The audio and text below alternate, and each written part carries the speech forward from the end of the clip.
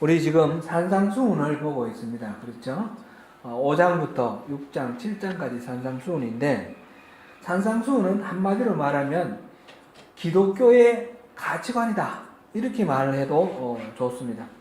예수님께서는 이 기독교의 가장 핵심적인 가치관을 산상에서 이렇게 설교하신 산상수훈을 통해서 집약적으로 말씀하고 계십니다. 우리 5장 다시 한번 잠깐만 되돌아볼까요? 5장에는 하나님이 다스리시는 나라, 천국, 그곳에서 사는 사람들은 어떤 사람인지 그 하나님 나라 백성의 특징을 말하고 있습니다. 제일 먼저 팔복이 나오는데요. 팔복은 하나님 나라 백성된 사람들이 누리는 복입니다. 세상의 가치관을 벗고 우리 내면을 비울 때에 하나님께서 채워주시는 그 새로운 가치관, 그것으로 인해 누리는 하나님과의 친밀한 관계, 천국을 살아가는 그 삶, 그것이 바로 팔복으로 표현이 되어 있습니다. 5장 1절부터 12절까지 그 말씀입니다. 그리고 13절부터 16절까지는 바로 그런 팔복을 누리는 하나님 나라의 백성은 바로 세상의 빛이고 세상의 소금이다 라는 것을 선포해 주셨습니다.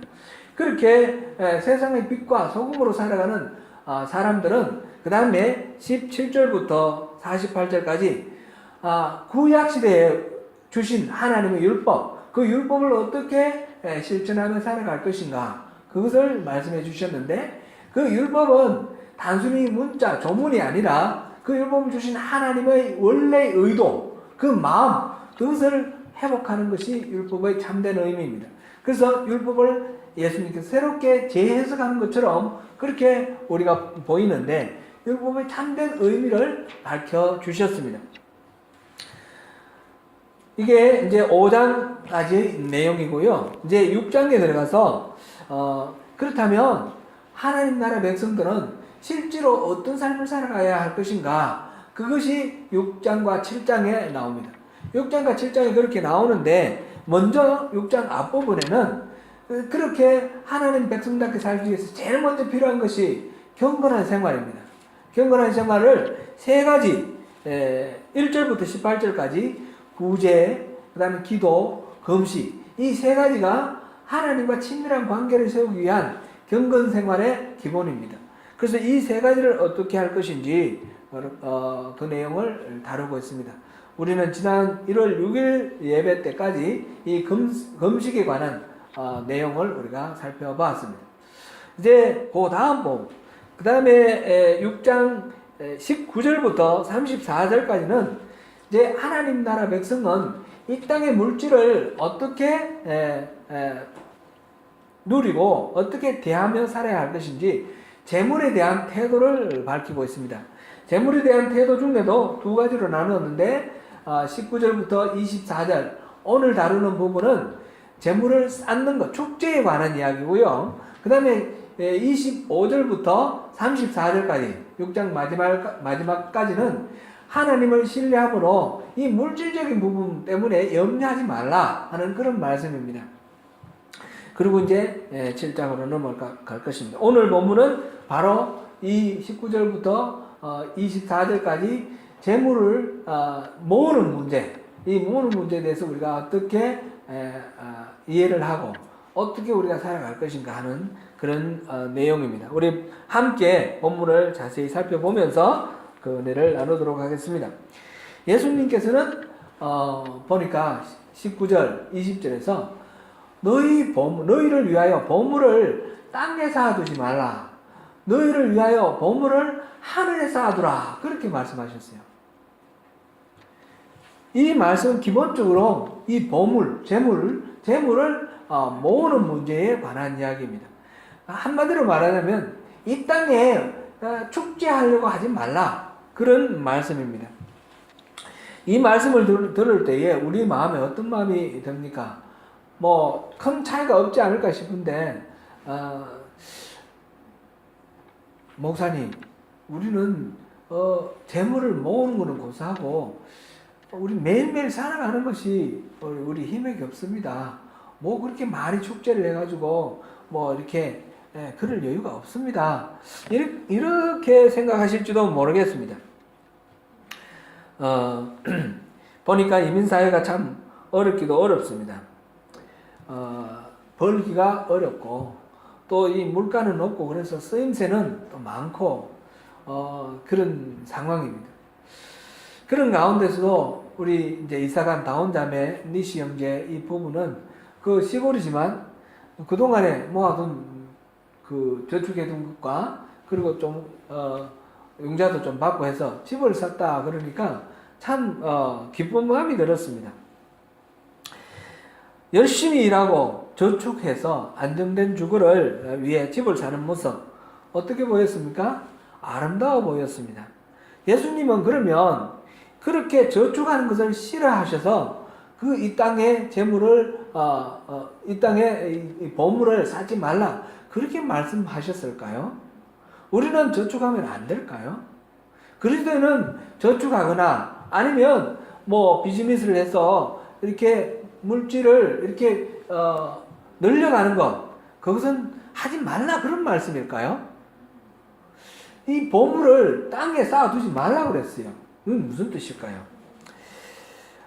그리고 옛날에는 이 보물이라는 것이 옷감이라든지 또는 뭐 금은 보석 그 다음에 뭐 이렇게 곡물 이런 것들이 아니었습니까?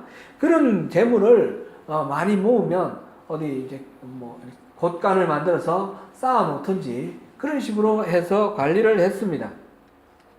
그런데 옷 같은 거 이렇게 많이 쌓아 놓으면 좀이 썰어서 구멍을 내버리면 그 옷감이 쓸모없어지지 않습니까? 또는 이 금은 잘 녹슬진 않지만 이제 귀금속들을 가져다 놨는데 그게 녹이 슬어서 이거 동록이라는 녹이 쓰는 거죠. 녹이 슬어서 이렇게 망가져 버리고 못 쓰게 되고 그리고 그뿐만 아니라 도둑이 와서 훔쳐간다는 거죠. 그런 귀금속 보물이 있으면 훔쳐간다는 겁니다. 제가 어릴 때에 우리 집에 도둑 맞은 기억이 이 말씀 준비하면서 그게 생각이 났습니다.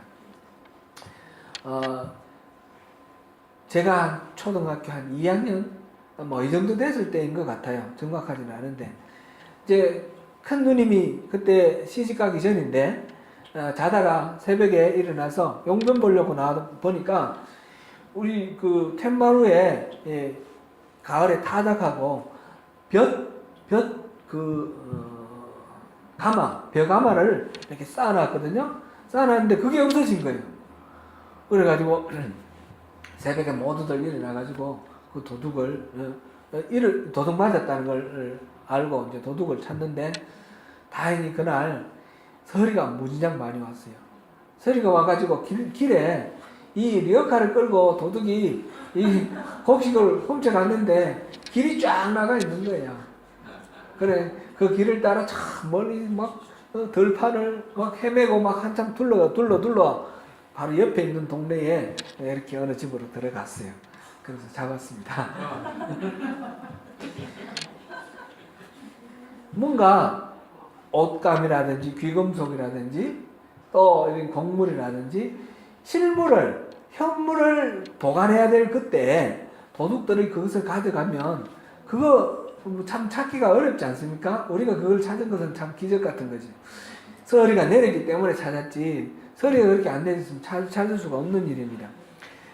이 오클랜드에서도 최근에 제 아는 어떤 집에 도둑을 맞았는데 이 경찰이 찾을 생각을 안 하는 거예요.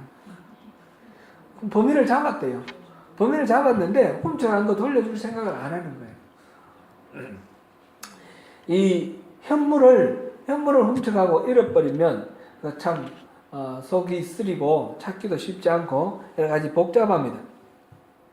보물을 땅에 쌓아두면 이렇게 좀이 쓸고 녹이 쓸고 도둑이 오니까 이 보물을 땅에 쌓아두지 말라 그렇게 말씀하셨어요. 그리고 보물을 하늘에 쌓아두라. 그러면 좀도 안 쓸고 녹도 안 쓸고 도둑도 못 들어온다. 그런 말씀을 하셨습니다. 그렇지만 예수님이 사실 옛날 분이라서 잘 모르셔서 하시는 말씀이지 요즘은 현물을 그렇게 많이 도둑 맞는 일은 별로 없을 겁니다.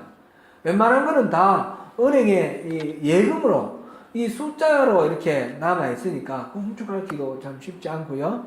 그리고 또 귀한 현물 같으면 은행에 대여금고 있지 않습니까?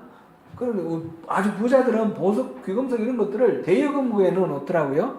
그러니까 도둑이 들어도 그렇게 많이 잃어버리지 않으니까 땅에 보물을 많이 쌓아둬도 괜찮습니다. 예수님, 요즘은 세상이 많이 달라졌습니다. 혹시 그런 생각이 들지 않습니까?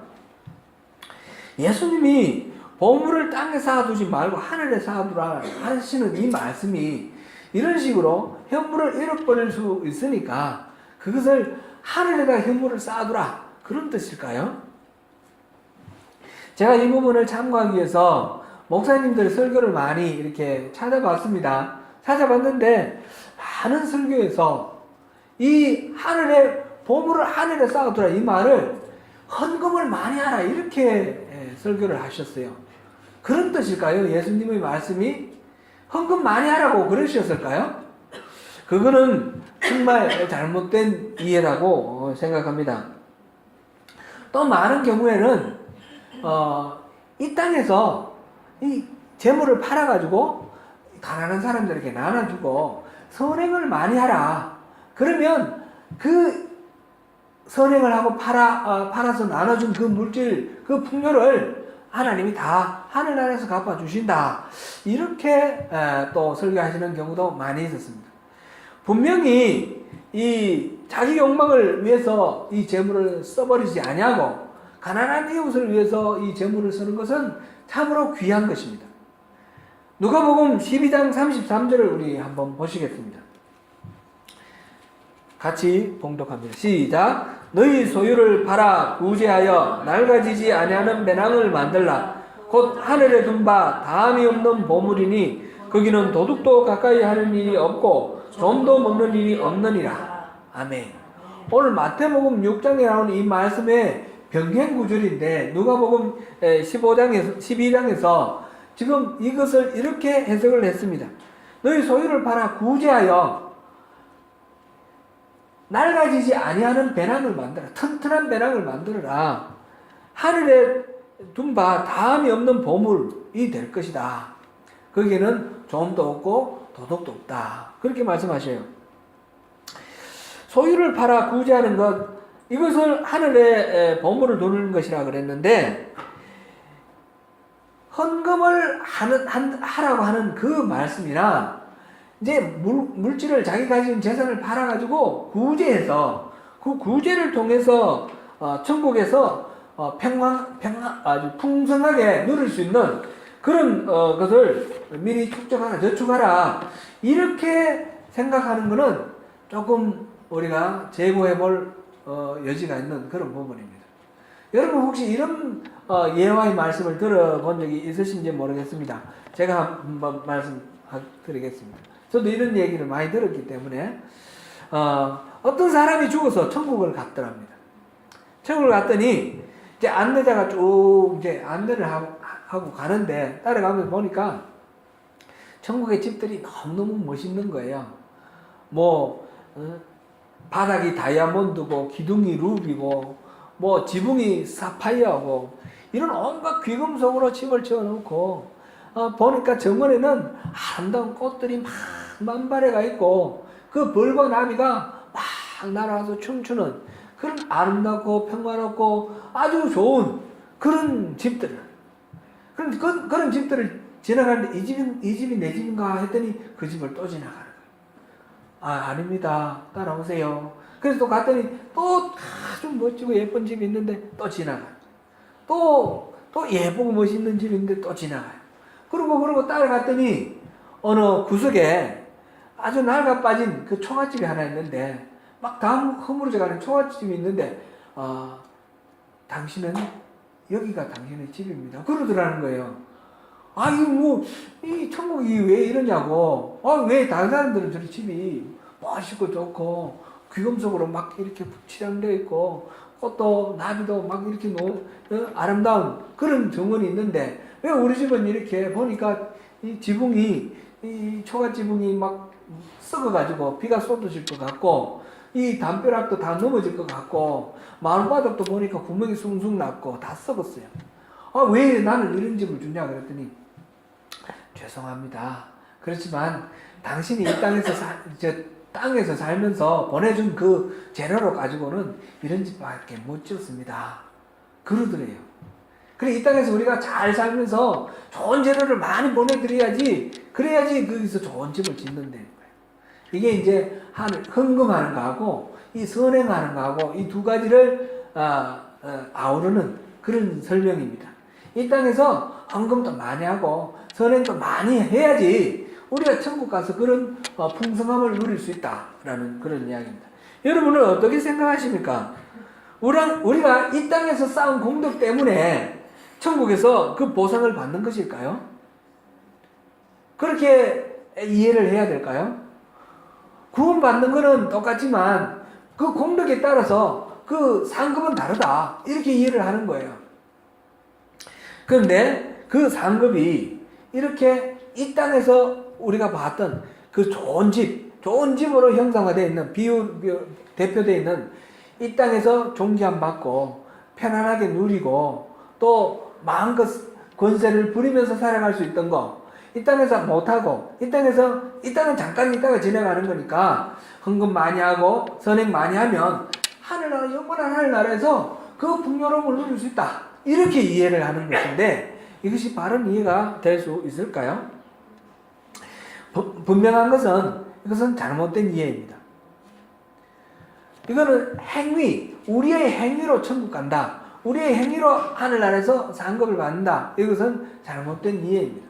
우리에게는 사실상 천국에 갈 만한 그런 공덕이 없습니다. 우리는 하나님의 은혜로 천국에 가는 것이고 예수 그리스도 그 보혈의 피값으로 우리가 구원받았고 그 사랑 때문에 우리가 천국의 복을 누리는 것입니다. 그러니까 우리의 행위, 우리의 공덕으로 하늘나라에서 뭔가 누린다라고 하는 것은 잘못된 이해입니다. 그리고 천국은 그렇게 좋은 집이 있고 나쁜 집이 있고 이런 식으로 물질적인 측면에서 우열이 있는 그런 차별이 있는 그런 세계는 아닐 것입니다. 천국은 그런 식으로 되면 천국이 될 수가 없습니다. 다 허물어져 가는 집에 비가 새는데 그 안에서 주저앉아가지고 마루가 무너질지 모르는 그런 가운데 앉아있으면서 막 우울해지고 내가 잘못 살았다 후회하고 그러면서 사는 것이 천국이 될 수 있을까요? 그거는 천국이 아닐 겁니다.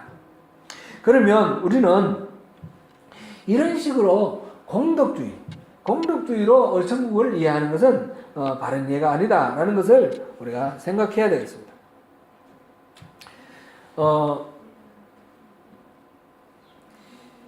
하늘나라와 이 땅에서의 그 복이라는 것, 복의 개념이 일반적인 그런 것과 분명히 다른 것입니다. 이 땅에서 높임받고, 이 땅에서 편안하고, 이 땅에서 이제 권세를 누리고 이런 것들을 이 땅에서 우러러보고 좋아하는데 천국에서 똑같이 그런 식으로 될 것이다. 그렇게 생각하면 그것은 천국과 이 땅이 무슨 차이가 있겠습니까? 똑같습니까? 천국과 이 땅이? 그런 거는 아닐 거라는 거죠. 이 땅에서는 소외당하고 이 땅에서는 외면당하고 이 땅에서는 무시당하지만 천국에서는 그것이 고귀하게 여겨지고 하나님이 그걸 보고 기뻐하시고 높여주는 그런 이 땅과 천국은 전혀 다른 가치관이 있다는 거죠. 그것이 어디서 설명이 되었습니까? 이거는 그저 막연하게 있는 것이 아니라 우리가 산상순 맨 앞에 팔복에서 이미 설명이 되었습니다. 천국은 이런 곳이다. 그리고 천국의 백성들의 삶이 소개가 되어 있습니다. 마음이 가난한 자는 복이 있나니 천국이 저들의 것이다. 그렇습니다. 애통하는 자는 복이 있나니 저들이 위로를 받을 것이다.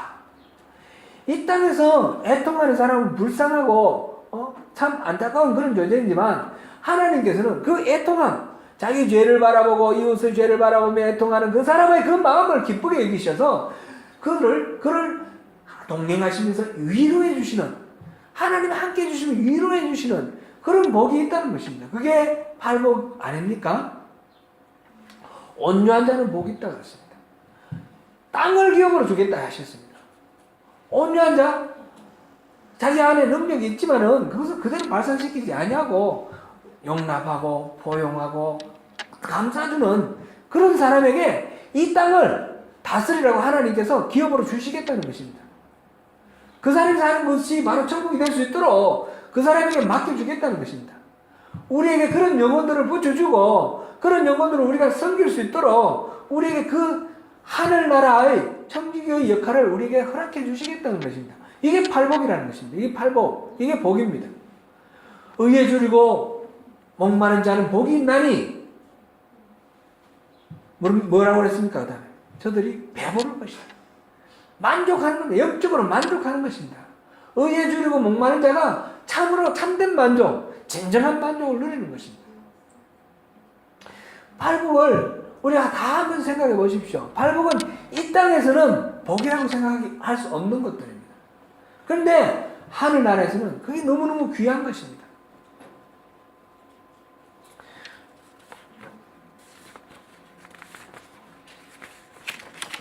그 다음에 긍휼히 여긴 자는 복이 있나니 그들이 긍휼히 여김을 받을 것이다. 그리고 마음이 청결한 자는 복이 있나니 그들이 하나님을 볼 것이다 그랬습니다. 그리고 화평케 하는 자는 복이 있나니 하나님의 아들이라 일컬음을 받을 것이다 그랬습니다. 의를 위하여 핍박, 박해를 받은 자는 복이 있나니 하늘나라가 그들의 것이다 그랬습니다.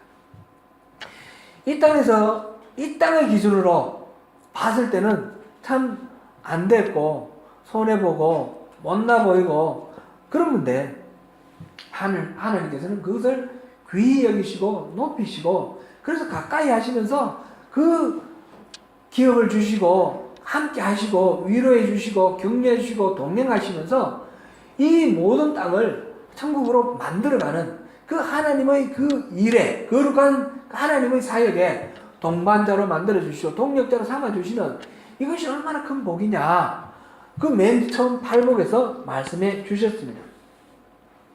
땅의 보물을 쌓지 않고 하늘의 보물을 쌓는다는 말은 바로 이러한 하늘에 속한 보물 이 땅의 가치관으로 보물이 아니라 하나님이 귀하게 여기시고 하나님이 값있다고 값지다라고 인정하시고 보물로 여기시는 그런 것 그것이 진짜 보물이고 그것을 추구하는 삶을 쌓을 때 하나님께서 이 하늘 나라의 팔복 이 복을 우리에게 주신다는 것입니다. 앞에서 본 누가복음 12장 33절도 마찬가지입니다. 그렇게 재물을 팔아 구제를 해서 이 낡아지지 않는 그런 그 자루를 만들으라고 하시는 그 말씀, 그 부대를 만들라고 하는 말씀이 이 땅에서 이 재물을 팔아서 나눠주면 하늘에서 똑같은 그런 재물을 누릴 수 있다 그런 뜻이 아니라 그렇게 가난한 이웃을 섬기고 사랑할 때에 하나님이 그를 귀히 여기시고 그 안에 더 하나님의 사랑으로 충만하게 채워주시는 그런 복을 말씀하시는 것입니다. 하나님의 뜻이 나를 통해서 이루어지도록 그렇게 하는 것 그것이 바로 하늘의 보물을 쌓는 것입니다. 하늘의 보물을 쌓는 것은 물질을 말하는 것이 아니라 하나님 나라 하나님이 귀히 여기시는 그 가치관 귀한 가치관 그것에 우리가 마음을 쏟으라는 것입니다. 이 땅에서 물질을 모으는데 마음 쏟지 말고 하늘나라의 그 귀한 보물 그거를 이 땅에서 열심히 이뤄나가는데 마음을 쏟으라. 그게 이 오늘 말씀의 내용입니다. 지난주에는 이은태 목사님 그 크리스찬 캠프를 새롭게 인수를 해가지고 그 초대를 받아서 가서 예배를 잠깐 드렸습니다. 이은태 목사님 아시지요? 그 마누카우에 중심에 큰 빌딩 있는 거 한가운데 있는 빌딩 2개가 바로 그 목사님 소유 아닙니까? 최근에 또 빌딩 하나 더 샀더라고요. 마누카우에. 그래서 그 다니엘 선교 센터 해가지고 거기서 영어 학교를 만들고 거기서 예배하고 영어를 공부하러 온 사람들에게 중국 사람이 많다고 그래요. 그들에게 복음을 전하는 거예요. 한국 사람들에게도 복음 많이 오고 그런데 복음을 전하고 그렇게 하시는 분입니다.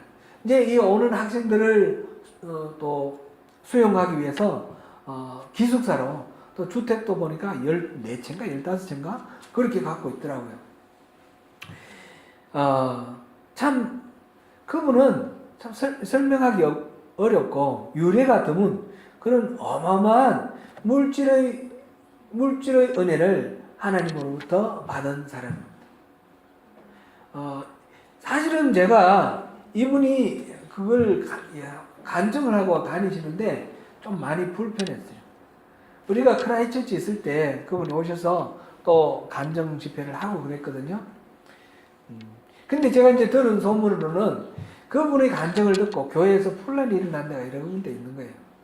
우리도 땅 사자는 거예요. 땅 사자는 거예요. 이분이 땅을 사서 그 땅으로 땅 값이 오르고 해가지고 이렇게 됐거든요. 지금도 그 실버데일에 땅이 다 판 게 아니고 아직도 남아있대요. 그 땅이 그냥 농지였는데, 허벌판이었는데, 그게 지금 또 커머셜 에어리어로 바뀌었대요.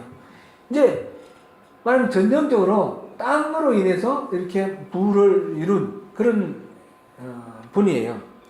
이 간증을 듣고 교회에서 막 감론을 막 우리도 기도해가지고 저 하나님이 저분에게 물질의 복을 주셨는데 우리에게는 왜 안 주시겠냐? 우리 땅 사자. 나 기도 응답받았다. 그러면서 사자 그러고 또 그러지 말자 그러고 이래 싸우고 그런 교회가 좀 어려워진 그런데 이야기를 또 들었고요.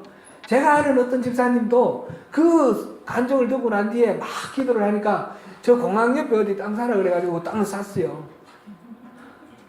론을 많이 받아가지고 땅을 샀는데 이 땅값은 안 오르고 공항이 재개발된다 그랬는데 공항 아직도 그대로 있잖아요. 재개발 안 됐어요.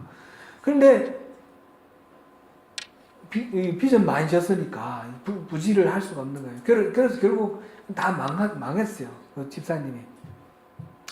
이런 이야기들을 들으니까 이분이 간증하시는 게 굉장히 불편해요. 어디 가서 간증하는 것 자체가 불편했어요. 이번에 또 이 캠프를 확보를 했다 하는 말씀을 듣고 초대를 받았는데 가야 되나 말아야 되나 고민을 좀 했어요. 그런데 초대하시는 분이 또 저하고 또 친분이 있는 분이 정재식 목사님이 또 초대를 하시니까 거절을 또 못하고 갔어요. 가면서 그 이후에 기도를 하면서 하나님 여기에 답을 얻기를 원합니다. 저분이 저렇게 하시는 걸 우리가 가서 축복하는 것이 이게 어떤 의미를 갖는 것입니까? 제가 답을 얻기를 원합니다. 우리는 기도를 해도 그렇게 다 되는 게 아니지 않습니까? 많은 교회들이 그것 때문에 어려움을 겪었다는 이야기도 들었고 이걸 어떻게 이해를 해줍니까? 네, 그러면서 제 나름대로 기도를 하면서 답을 얻었습니다. 제 나름대로. 그게 뭔가 하나님께서는 그렇게 쓰시는 분도 있다는 겁니다. 모든 사람을 다 그렇게 쓰는 게 아니고 그렇게 쓰시는 분도 있다는 겁니다. 이현대 목사님이 그냥 땅 투기하는 그런 사람이 아니라 하나님의 음성을 듣고 하나님 말씀 순종했을 때 하나님이 그렇게 그를 통해서 그 일을 이루신 것은 인정해야 된다. 이건 하나님의 일하심이라는 것을 인정해야 된다라는 것을 결론으로 받았습니다. 그래서 그 자리에 갔더니 이번에 캠프장을 얻은 이야기를 다시 또 간증을 하는 거예요. 캠프장을 확보하게 된 거. 간증을 하는데 이제 이 다니엘 선교센터 하면서 하나의 소원이 있었대요. 그게 이제 우리 한인 교회들이 수련회를 하는데 수련회 하는 장소가 좀 마땅치 않다. 그래서 우리가 좀 수련회 장소를 좀 확보를 하면 좋겠다. 그 소원을 늘 갖고 있었대요. 그래서 제가 지명은 모르겠어요. 시골에 농촌 지역에 큰 대저택을 하나 샀어요. 사가지고 그것을 수련회장으로 쓰겠다 해서 광고를 했습니다. 원처치에 그 광고 올라왔습니다. 그랬더니 많은 교회에서 신청을 하는데 감당을 할 수가 없는 거예요. 그리고 우리는 몇 명 가야 됩니다. 그런데 그 숫자를 감당을 못 하는 거예요. 그렇게 감당을 하려면 정식으로 지금 이제 홀리데이 하우스 이런 식으로 하려고 그랬는데 그게 아니라 카운슬의 허락을 맡아야 되는 거예요. 공식적인 캠핑장이 되려고 그러면. 그래서 그거를 활용할 수가 없게 돼버렸다는 거죠. 그래서 다시 기도를 했습니다. 기도를 하면서 캠핑장을 좀 주세요. 그래서 기도를 하면서 아들한테 야 캠핑장 어디 나온 데 없는가 인터넷 서칭해보라 그랬더니 마누카우 지역에 하나 나온 게 있다라는 것을 아들이 발견했어요. 그럼 바로 다음날 가서 주인을 만나고 금요일날 그 기도를 하고 토요일날 주인을 만나고 월요일날 가서 계약을 했다는 겁니다. 근데 그게 거기가 지역이 어디죠? 저기 오레레 포인트 저 동쪽이더라고요. 오레레 포인트 미란다 온천 조금 온천 근처 그쪽입니다. 오레레 포인트에 톱10 할리데이 그 파크 캠핑장이에요. 그걸 샀어요. 근데 아주 저렴한 가격으로 샀더라고요. 250만 불을 샀다는데 오클랜드에 뭐 집 한 채도 250만 하는데 많이 있는데 참 싸다. 그리고 이제 전문가들이 얘기로는 1000만 불은 되는 거다. 그랬는데 그것을 샀어요. 그걸 그동안 30년 동안 운영하는 한 일가족이 이제 더 이상 운영할 수 없게 되어서 이제 내려왔는데 바로 이 목사님이 마침 그때 또 이렇게 오프를 내고 그래서 성사가 됐다는 겁니다. 하나님이 왜 이분한테는 이런 재산을 주실까요? 저한테 만약 그걸 주신다고 해도 제가 그거를 받을 수 있을까요? 저는 아무 생각에 그걸 받을 수가 없는 거예요. 그릇이 되는 거예요, 그분이. 그릇이 되고, 그릇이 된다고 해서 주시는 것도 아닌 것 같아요. 이분이 이제 계속해서 그동안에 이야기들, 간증을 들어보면 뭔가 하나님 나라를 세우기 위해서 필요한 그런 필요가 있는 거예요. 그래서 그 필요를 이루어주세요. 기도했을 때 하나님께서 말씀을 해주시고 뭔가 사인을 주셨는데 이분은 자기의 형편으로 봤을 때는 감당할 수 없지만 하나님이 말씀하시니까 순종을 한 거예요. 순종을 했을 때 놀랄 만한 그런 역사가 일어난 것이죠. 그러니까 먼저 하나님 주신 비전이 있었고 그 하나님 주시는 비전을 기준으로 기도가 있었고 기도할 때 하나님 응답이 있었고 그 응답에 대한 순종이 있었던 거라 하는 것을 제가 알게 되었습니다. 그냥 이분은 땅 투기해가지고 부자된 그런 게 아니고요. 간혹 가다가 우리 보면 교회에서 어디 땅을 샀더니 땅값이 많이 올랐다 그러면서 하나님의 은혜다 축복이다 이렇게 간증하는 경우들을 많이 보는데 그런 식으로 무조건 그렇게 하는 거는 그건 죄악이라고 생각돼요. 땅은 하나님 건데 그렇게 땅 투기를 해가지고 막 땅값이 올라가면 결국 가난한 사람들이 집을 구하기가 어려워지는 거고 가난한 사람들은 점점 홈리스가 될 가능성이 높아져요. 이 오클랜드도 홈리스가 많이 늘어나고 있지 않습니까? 집값이 너무 많이 뛰기 때문에 그렇습니다. 그래서 땅값이 오른다는 것은 하나님의 은혜가 축복이다 이렇게 단순하게 그렇게 말할 수가 없습니다. 그런데 이분에게 땅 투기한다고 뭐 부동산 투기범이다 이렇게 말할 수는 없다라는 것을 이해를 하게 되는 거죠. 하나님께서 일하시는 방법에는 이런 방법도 있고 저런 방법도 있는데 다른 누구에게도 이렇게 쉽게 적용할 수 없는 특별한 그런 은사가 이분에게 있다라는 것을 우리가 인정해야 되겠다 이런 생각을 했습니다. 그러면서 저는 저대로 기도를 할 때에 우리에게 하나님이 우리의 욕망을 채우기 위해서가 아니라 우리의 문제를 해결하기 위해서가 아니라 하나님의 관점에서 주시는 그 비전을 발견을 하고 하나님 주시는 그 비전, 하나님의 소원을 이루기 위해서 우리가 어떻게 기도해야 될지 그리고 하나님 응답하실 때 우리가 어떻게 순종해야 할지 그거를 우리가 다시 재점검해 봐야 되겠다 그런 마음이 들었습니다. 우리가 이곳에서 우리가 기도를 하는데 이곳에서 하나님이 또 많은 그 잃어버린 영혼들을 보내주셔서 이곳에서 교회가 커지기를 우리는 바라고 기도하고 있습니다. 그런데 하나님의 관점에서는 어떤 것이 답인가? 그것이 하나님 말하시는 답인가? 아니면 다르게 우리가 순종하는 것을 하나님 원하시는 것일까? 그것도 아주 제로베이스에서 다시 한번 기도를 해봐야 되겠다. 그런 생각이 들고요. 하나님이 말씀하실 때 우리가 순종을 해야 되겠다. 우리의 고집을 피지 말고, 우리의 욕망을 내세우지 말고, 나의 명예를 위해서, 나의 마음의 위안을 위해서가 아니라 하나님의 이름을 위해서, 하나님의 뜻을 이 땅에 실현시키기 위해서 하나님께서 내게 무엇을 요구하시는가, 그것을 다시 분별하고 기도해야 되겠다 하는 그런 마음을 갖습니다. 이 땅에서 이 땅의 보물을 쌓지 말고 하늘의 보물을 쌓으라 그랬습니다. 하늘에 쌓을 보물은 다른 게 아니라 하나님 나라의 가치관, 그것대로 우리가 살아가는 것입니다. 이웃을 내 몸과 같이 사랑하는 것이고, 잃어버린 영혼을 그 구원하기 위해서 우리가 말씀을 전하고 섬기고 그렇게 하는 것입니다. 우리가 이 교회가 우리가 예배드리기 편하고 우리가 신앙생활 하는데 좀 편리한, 여기에 초점을 맞추는 것이 아니라 하나님께서 하나님 나라를 세우기 위해서 우리를 쓰실 때에 우리가 어떻게 헌신하고 어떻게 순종하며 나갈 것인가.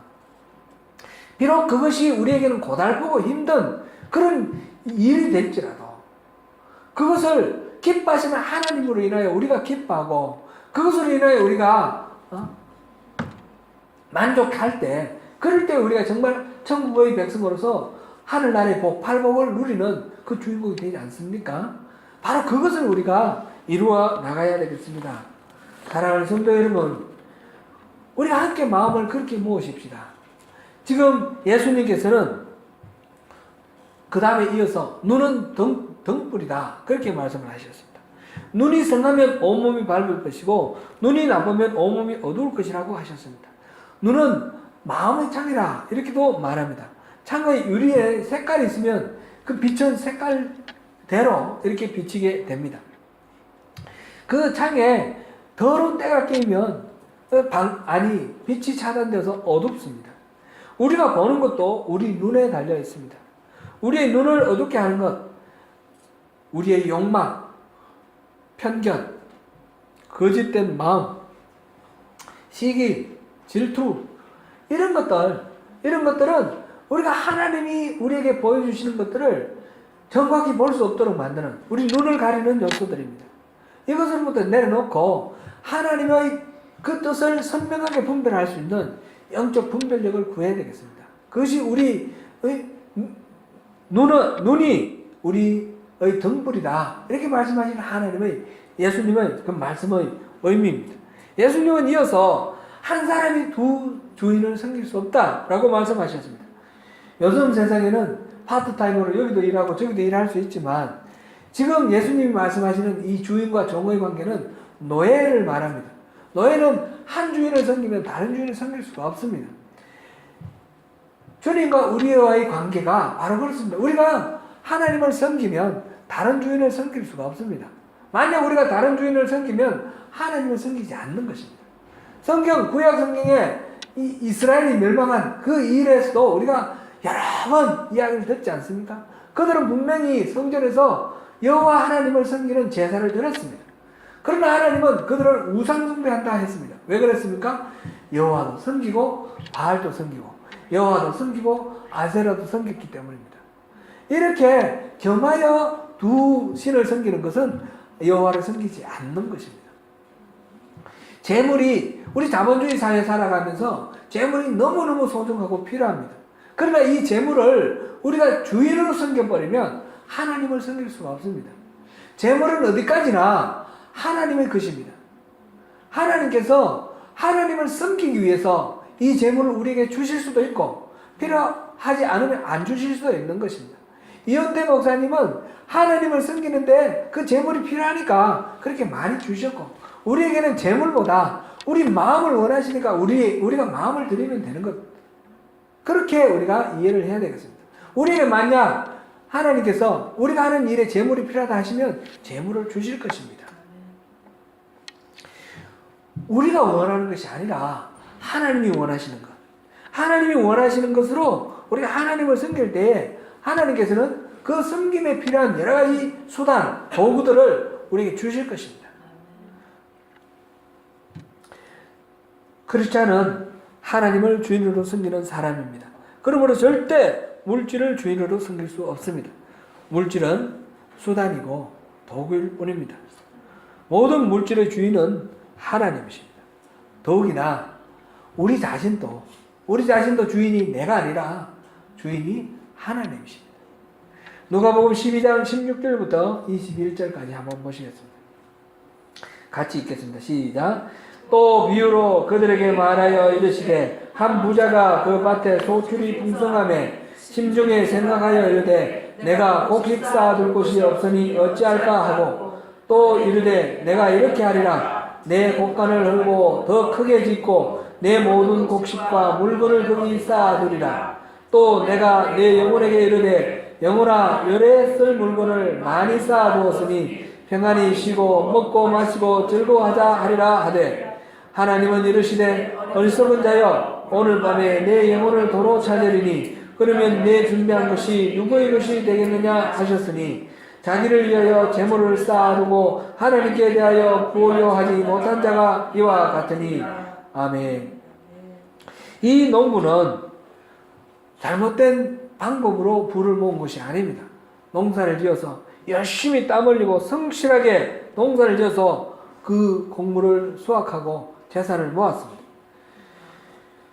그리고 이 농부는 그 모은 재산을 흥청망청 자기의 욕망대로 써버린 그런 것도 아닙니다. 잘 저축을 했습니다. 곳간에 모아뒀습니다. 그런데 왜 이 농부를 예수님은 어리석은 자라고 그렇게 평가를 하십니까? 자기의 생명의 주인이 하나님이시라는 사실을 모르고 내가 앞으로 어떻게 살아갈지에 대해서 내가 나름대로 마음대로 결정을 하면 되는 것으로 생각합니다. 그래서 곳간을 만들어 놓고 편히 쉬고 먹고 마시고 즐거워하겠다 하는데 이것은 영혼을 거둬가 버리시면 전혀 소용없는 그런 계획입니다. 자기를 위하여 땅에 쌓아놓은 재물 그것에 부여하기보다 하나님께 부여해야 한다 그랬습니다. 하나님께 부여하다라는 말이 무엇입니까? 바로 하나님이 소중히 여기는 그 보물을 우리가 쌓아나가는 것이고 그것은 다름 아니라 하나님과의 친밀한 관계를 이루어나가는 것입니다.